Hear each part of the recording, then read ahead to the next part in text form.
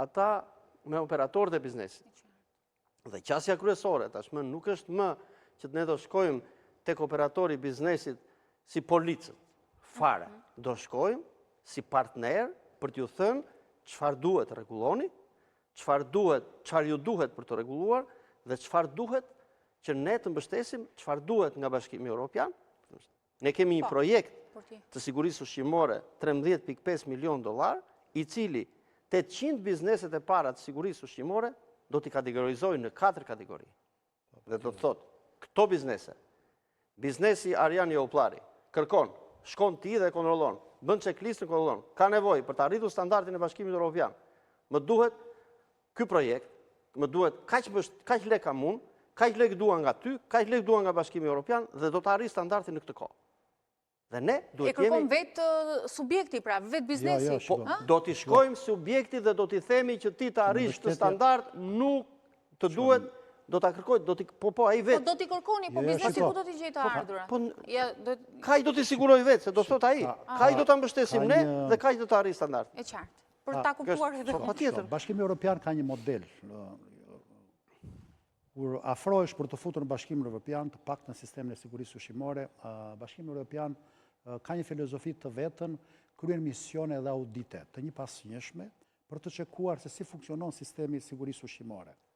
Dhe ai natyrisht që kryen që në politikë bërja audit, vazhdon me të gjitha hallkat e autoritetit kompetent dhe fondin e lë tek operatori i biznesit ushqimor. Dhe nëse te operatori i biznesit ushqimor përmbushen standardet, gjithë efekti i sistemit të sigurisë ushqimore atje reflektohet. Dhe çfarë ndodh?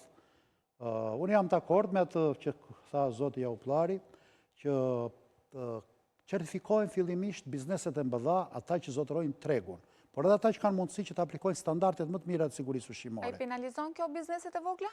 Shiko, ka një model, domethënë, patjetër që do ketë dhe penalizimi për ata që nuk plotësojnë standardet.